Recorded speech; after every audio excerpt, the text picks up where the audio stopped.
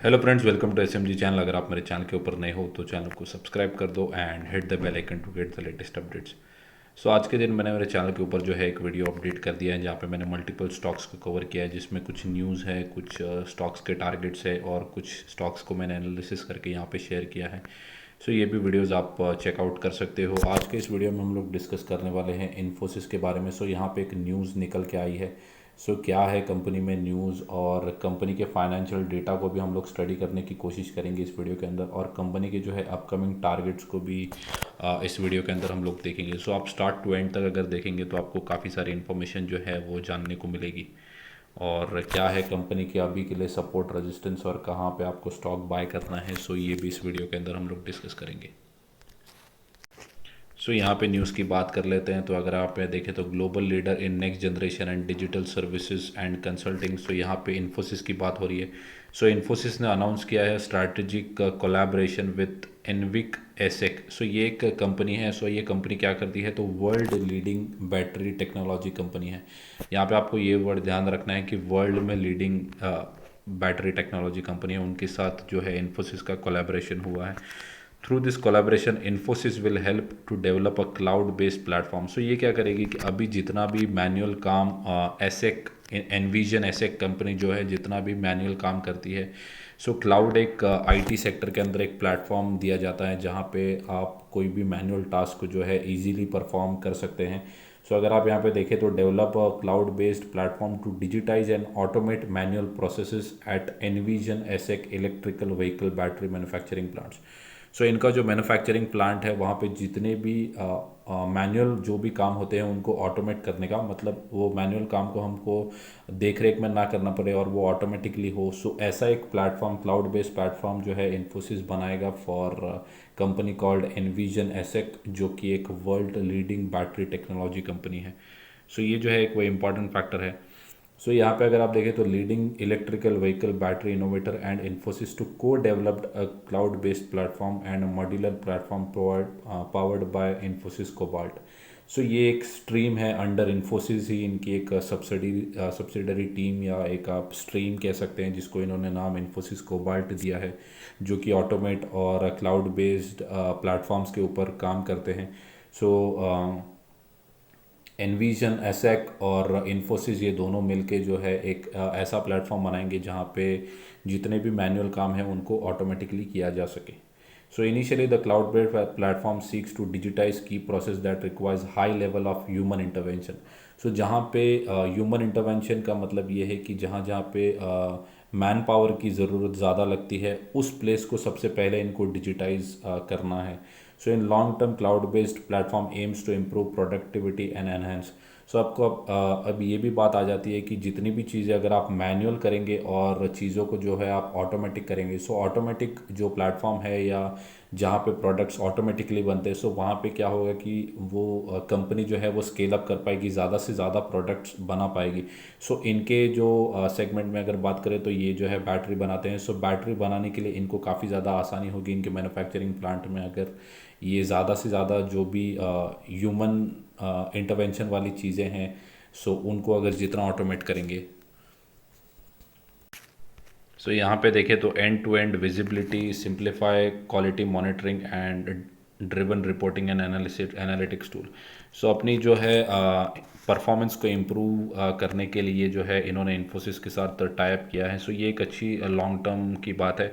But यहाँ पे जो मेजर मैंने न्यूज़ को कवर किया उसका रीज़न यही है कि वर्ल्ड में लीडिंग बैटरी टेक्नोलॉजी है और फ्यूचर जो है वो ईवी का ही है। सो इन फ्यूचर जितना फ़ायदा एनविजन एसेक को होगा उससे ज़्यादा फ़ायदा जो है इन्फोसिस को भी हो सकता है अगर ये पार्टनरशिप लॉन्ग टर्म तक चले तो। सो यहाँ पे बात कर लेते हैं कंपनी के फाइनेंशियल्स के बारे में। सो आप यहाँ पे देख सकते हैं कि 32,000 करोड़, 34,000 करोड़, और इस क्वार्टर के अंदर कंपनी ने जो है 36,000 करोड़ के आसपास का जो है सेल्स करके दिखाया है। सो अगर आप यहाँ पे मॉनिटर करें क्वार्टर ऑन क्वार्टर भी और ईयर ऑन ईयर, सो दोनों सेगमेंट के अंदर कंपनी ने काफ़ी अच्छे सेल्स करके दिखाए हैं। और कंपनी के प्रॉफिट की भी बात करें तो कंपनी का प्रॉफिट भी यहाँ पे आप देख सकते हो कि लगभग 6,000 करोड़ के आसपास आ चुका है। पहले के क्वार्टर में देखें तो 5,300 करोड़ के आसपास था और उसके पहले 5,400 करोड़ के आसपास। सो क्वार्टर ऑन क्वार्टर और ईयर ऑन ईयर बेसिस के ऊपर कंपनी ने काफ़ी अच्छा परफॉर्म करके दिखाया है। सो यहाँ पे अगर कंपनी का ओपीएम भी देखें तो पहले जो ओपीएम था वो लगभग 26-29, सो मैक्सिमम जो इनका ओपीएम है वो 25% के आसपास ही ट्रेड करता है। सो अगर सितंबर क्वार्टर से देखें तो लगभग ओपीएम के अंदर जो है 2% के आसपास की गिरावट यहाँ पे देखने को मिली है, और इसका जो डायरेक्ट रीज़न है वो यही है कि attrition rate, so IT sector के अंदर एट्रीशन रेट अभी पिछले कुछ क्वार्टर्स के अंदर काफ़ी ज़्यादा हाई था। सो उस वजह से जो है इनके ओपीएम मिस होते हुए देखने को मिल रहे हैं, या 2% के आसपास की गिरावट देखने को मिल रही है। ओवरऑल देखें तो सेल्स और प्रॉफिट काफ़ी अच्छे किए। यहाँ पे आपको एक चीज़ ये देखना होगा कि कंपनी जो है वो 2011 से इन्होंने जो ये डेटा है, सो वहाँ पे 25,000 करोड़ के आसपास का रिज़र्व जो था इनके पास था, और अब यहाँ पे देखें तो 77,882, सो लगभग 78,000 करोड़ के आसपास का जो रिज़र्व है वो कंपनी के पास पड़ा हो। सो इतनी कैश रिच कंपनी है, कंपनी डिविडेंड और बोनस भी देती रहती है। सो डिविडेंड तो मुझे ऐसा लगता है कि साल में 2 बार दे ही देती है, और कंपनी जो है वो ग्रोथ भी करके दिखाती है। सो ये काफ़ी अच्छी कंपनी है। तो मैंने पहले भी डिस्कस किया है इन्फोसिस, टीसीएस, एचसीएल टेक। सो ये कंपनीज के अंदर आप जितना ज़्यादा इन्वेस्ट करेंगे सो आपको माइनर माइनर ग्रोथ भी मिलेगी, और माइनर माइनर डिविडेंड भी जो है वो आपको मिलते जाएगा। सो जैसे जैसे बोनस और स्प्लिट आपको मिलेगा तो आपके शेयर्स डिवाइड होते जाएंगे, तो इन फ्यूचर जो है वो आप काफ़ी अच्छी वेल्थ जो है वो क्रिएट कर सकते हैं। कंपनी ने अगर देखें तो मार्च 2019 तक कोई भी कर्जा नहीं लिया था, बट 2020 से जो है कंपनी ने अपना कर्जा बढ़ाया है। सो हो सकता है इनके कुछ एक्सपांशन प्लान हो। सो यहाँ पे अगर आप देखें तो अभी के लिए 6,500 करोड़ के आसपास का कर्जा है, बट लॉन्ग टर्म से देखें तो कंपनी के ऊपर कोई भी कर्जा नहीं था। बट हालांकि अगर आप देखो तो 78,000 करोड़ के आसपास का रिजर्व है। सो उसके सामने जो कर्जा है वो सिर्फ 6,500 करोड़ का ही है। सो माइनर सा कर्जा भी कंपनी के ऊपर है। सो कंपनी के होल्डिंग की अगर बात करें तो प्रमोटर्स जो है वो 15% के आसपास का स्टेक ओन करते हैं, और अगर आप यहाँ पे देखें सो कंपनी ने इस क्वार्टर के अंदर देखे तो 13.1 से जो 2% के आसपास की हिस्सेदारी जो है वो इन्फोसिस के अंदर बढ़ाई है। सो अगर प्रमोटर्स अपने ही शेयर बाय कर रहे हैं, अपने कंपनी के मालिक खुद ही अपने शेयर्स को बाय कर रहे हैं, सो ये काफ़ी ऑप्टिमिस्टिक बात हो जाती है। एफ को अगर यहाँ पे देखें तो एफ ने भी जो है 36%, लगभग 5% के आसपास की हिस्सेदारी इस क्वार्टर के अंदर इन्फोसिस के अंदर बढ़ाई है। डी भी अगर देखें तो लगभग डबल इन्होंने जो है अपनी हिस्सेदारी को कर दिया है। वहीं अगर पब्लिक देखे तो पब्लिक जो है वो अपना माल बेच रही है, वहीं अगर डी और एफ देखे तो दोनों ने माल बटोरा है। इवन प्रमोटर्स भी जो है इन्फोसिस के अंदर बाइंग करके चल रहे हैं। सो ये काफ़ी अच्छी बात मैं कहूँगा, क्योंकि अगर आप देखें तो तीनों भी जो मेन प्लेयर्स माने जाते हैं, प्रमोटर्स, एफ डी तीनों भी जो है वो बाइंग करके चल रहे हैं। वहीं अगर पब्लिक देखे तो पब्लिक ने लगभग आधा माल जो है वो काट दिया है एक ही क्वार्टर के अंदर। सो 35 से जो होल्डिंग है वो 15% के आसपास आ चुकी है। सो तीनों ने जो है माल को ऑटोमेटिकली बांट के बाइंग कर लिया है।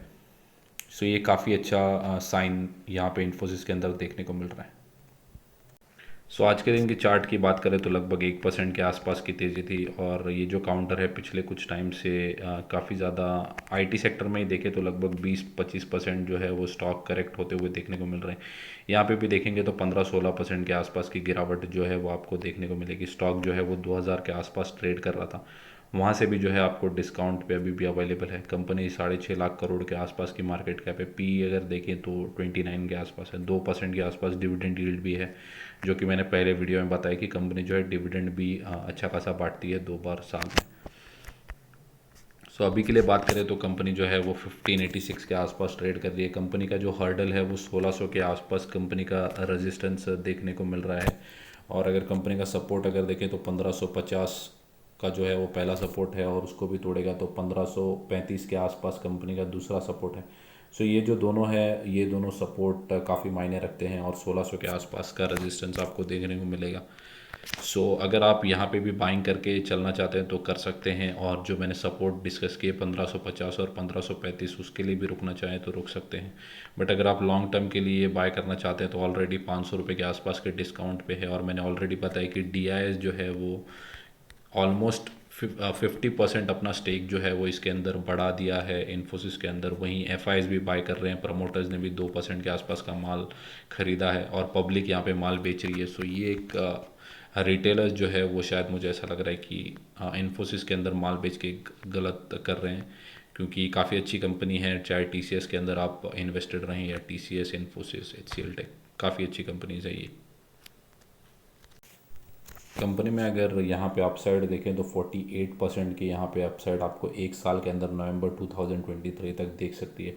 सो अगर आपको एक लार्ज कैप कंपनी 50% के आसपास के रिटर्न अगर एक साल में दे सकती है, और अगर आप मीडियम टर्म में भी देखें तो 1700 के आसपास जो 1600 का रेजिस्टेंस है अगर उसको तोड़ता है तो ये जो लेवल है वो आपको देखने को ज़रूर मिल सकता है। 26% के आसपास की गिरावट यहाँ पे देखने को मिल रही है। मुझे ऐसा लगता है कि निफ्टी के अंदर बहुत बड़ा अगर करेक्शन आए तो ये 26% आपको ज़रूर देखने को मिल सकता है। अनलेस एंड अनटिल 26% का बड़ा करेक्शन आना थोड़ा सा डिफ़िकल्ट लगता है। अगर आया तो आपको वहाँ पे ह्यूज क्वांटिटी के अंदर बाय करना चाहिए और अपना स्टेक को बढ़ाना चाहिए, मुझे ऐसा लगता है इन्फोसिस के अंदर। सो यहाँ पे अगर आप देखें तो 2100 से 2500 के आसपास के लेवल्स आपको लॉन्ग टर्म के अंदर देखने को मिल सकते हैं एक साल के अंदर। सो यहाँ पे आप बाय करके चल सकते हैं, धीरे धीरे एसआईपी के वे में बाइंग करके चल सकते हैं। सो ये थी मेरी कमेंट्री फॉर इन्फोसिस। अगर आपको वीडियो अच्छा लगा होगा तो वीडियो को लाइक कर दो एंड चैनल को सब्सक्राइब। Thank you guys.